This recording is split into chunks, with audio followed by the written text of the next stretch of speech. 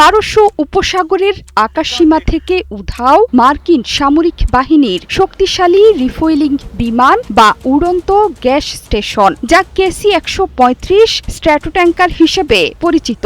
জরুরি সংকেত পাঠানোর পর নিখোঁজের ঘটনায় বিশ্বজুড়ে তৈরি হয়েছে তুমুল আলোড়ন। মধ্যপ্রাচ্যে চলমান তীব্র উত্তেজনা এবং ইরান ও আমেরিকার মধ্যে ক্রমবর্ধমান সংঘাতের আবহে পারস্য উপসাগরের আকাশে বড় ধরনের জরুরি অবস্থার মুখে পড়েছে মার্কিন বিমান বাহিনীর একটি KC-135 স্ট্র্যাটোট্যাঙ্কার।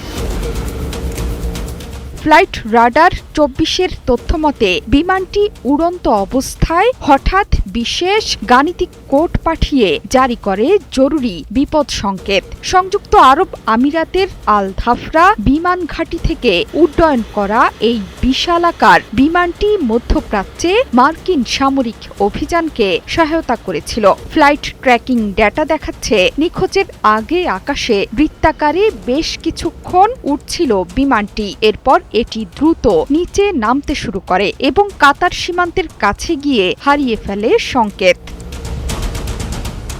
ইরানের পক্ষ থেকে এই ঘটনার সাথে কোনো সম্পৃক্ততার ইঙ্গিত দেয়া হয়নি। অন্যদিকে মার্কিন সামরিক কর্তৃপক্ষ বিমানের বর্তমান অবস্থা বা পাইলটদের নিরাপত্তা নিয়ে এখন পর্যন্ত কোনো আনুষ্ঠানিক বিবৃতি প্রকাশ করেনি। এর আগে গত মার্চে পশ্চিম ইরাকে ইরানের সমর্থিত গোষ্ঠীর হামলায় ধ্বংস হয়েছিল একটি KC-135 বিমান। সার্বভৌমত্ব রক্ষার খাতিরে মার্কিন বিমানটিকে ভূপাতিত করার দাবি করে এর দায় স্বীকার করে দেশের প্রতিরোধ যোদ্ধারা।